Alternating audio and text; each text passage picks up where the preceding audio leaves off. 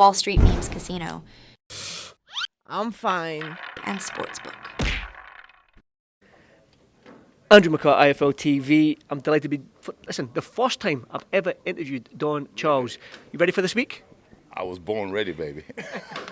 Like I said to you there, it's the first time I've interviewed you, and probably the first time I've really met you is today. So I'm excited for this because I know you always give these good, heart on your sleeve type interviews. So I'll just start with it. Daniel Dubois, Filip Hrgovic. Filip has said some things, let's say, towards Daniel Dubois. He's referencing the sparring and how easy this fight might be. What have you got to say to that? Well, complacency is a killer disease. I think I've listened to, not all of it, but some of the things he's been coming out with. It comes across a very arrogant individual, and that arrogance is going to be part of his downfall, Mr. Hergovich, because I really think he thinks this is going to be a walk in the park. A lot of people, like again, I was in Leeds last week for the Taylor Cattle rematch, and I was discussing this fight week in the 5v5 and how good these fights were, and a lot of people were saying that they're going to go with Daniel for the upset. But if Daniel does win this fight, Don, do you see this as an upset? We certainly won't be upset when people use that word. I know what they mean, but no, it won't be an upset for us. It will be what we intend to do is to defeat this man, and I believe Daniel will be victorious against this man. Again, a lot of people, I think I was there when Daniel beat Jarrell Miller in Riyadh last time out, and there was a lot made of the quitter and all this sort of stuff. His heart, does he have heart? But I think he's proved to people that he does, because that was a grueling of attrition against Jarrell Miller. But are those doubts still there? Do you think people still think he's a quitter, or do you think he's brushed it under the rug and it's done? I think he answered first and foremost himself. You know, he's a human being, you know. When the whole boxing public was telling you, oh, you're a quitter, when you go home at night alone, you will, include if that was me, you will question yourself, am I a quitter? Then you wake up and say, no, I'm not a quitter. So I think he showed to himself first and foremost on that night, last December, and to the doubters that he's no quitter. That narrative was put out there by a few established, to my disappointment, a few established ex-fighters, that they put that narrative out and the public held onto it and persecuted that young man about being a quitter. But I think he erased all that and shut all the doubters up. Don, you've been in the game a long time now. When we look at, you're only as good as your last fight, let's say. Now, Filip Hrgovic, Mark Demori, less than a round. You can't really look too much into that. Dempsey McKean probably fought under par again, and Zhilei Zhang, some people saying that he lost that fight. So Daniel's coming off that great win. He's obviously had the Usyk loss, but no, come on, it's Usyk. We know where he is right now. Exactly. And then obviously that great fight against Jarrell Miller.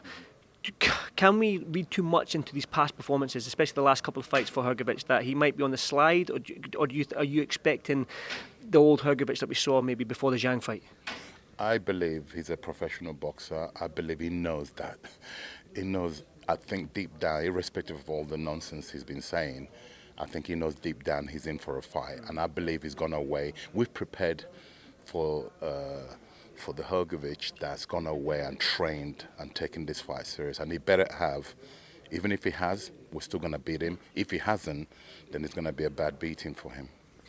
Don, we know what's at the end of this fight. We know this IBF world title, if it does become vacant. I know Usyk's team is putting an extension in, but if that does become vacant, then there's talk about the Joshua fight at Wembley in September if Daniel comes through this fight. Again, I appreciate this might be a question I should be asking Sunday, but you're human beings after all, and I'm guessing that you do look a little bit ahead to see where Daniel can go in his career. And that world title against Joshua, man, that's mouth-watering for the British fans. Again, you've got a tough test ahead of you, but I mean, can you look that far into the future against Joshua? The answer is capital N, capital O. Obviously, like you said, we're humans. You get to hear, you can't help but hear what's been said. But it'll be foolish of me as a coach, it'll be foolish of us as a team to even look anywhere beyond Saturday. All the focus at this moment is all about Saturday, and let's speak again after Saturday. Well, I'm going to catch you Sunday morning, and I'll definitely catch you after the fight. Don, going back to the fight itself then, obviously Daniel is a puncher. People seem to forget that he's only 26 years old. That's a baby in the heavyweight division, and a lot of his sparring partners I've spoken to have said that this kid can bang, he can hit. So what kind of fight are we expecting on Saturday night? Is the stoppage there for the taking against Hergovich? There is a strategy, of course. Daniel's knockout ratio speaks for itself. It's a high percentage of knockouts, and I don't believe anything's going to change on Saturday.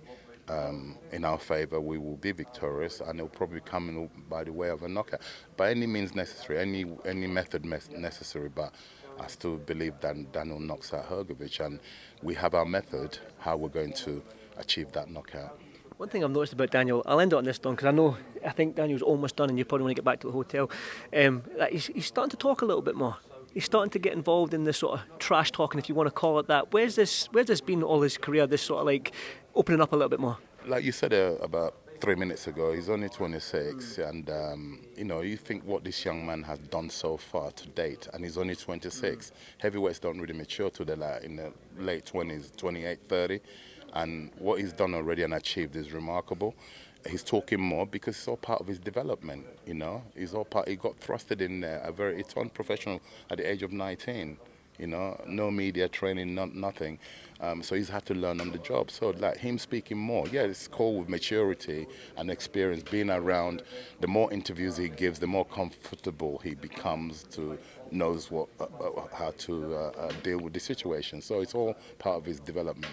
It would be remiss of me, I did say that was the last one, but it would be remiss of me not to ask about the Tyson Fury versus Usyk fight. Now, you've seen Usyk up close. I'm guessing you've seen Tyson Fury up close as well. What did you make of that fight a couple of weeks ago? Oh, very good fight. It wasn't a letdown, was it? We've waited 25 years, and it wasn't a letdown. It was good. Boxing won. Overall, boxing won because it was a good spectacle. It lived up to the build up, and the best man won on the night, and that was Usyk, and I salute him because I didn't think he could do it. When he first became a heavyweight, moved up, I said, "No, he won't be successful because he's too small." How wrong could I be? Again, it just shows about these opinions. Yeah, I'm considered an expert. When I called it wrong, I said he wouldn't be successful. Look at him; he's the undisputed heavyweight world champion. Remarkable. I salute him again. Don, I won't keep you much longer. I think that's Daniel almost wrapping up now and you want to get back to the hotel. But as always, pleasure to meet you for the first time, brother, and no doubt I'll catch up with you soon. Thank you. Thank you very much. Thank you. Wall Street Memes Casino I'm fine. and Sportsbook.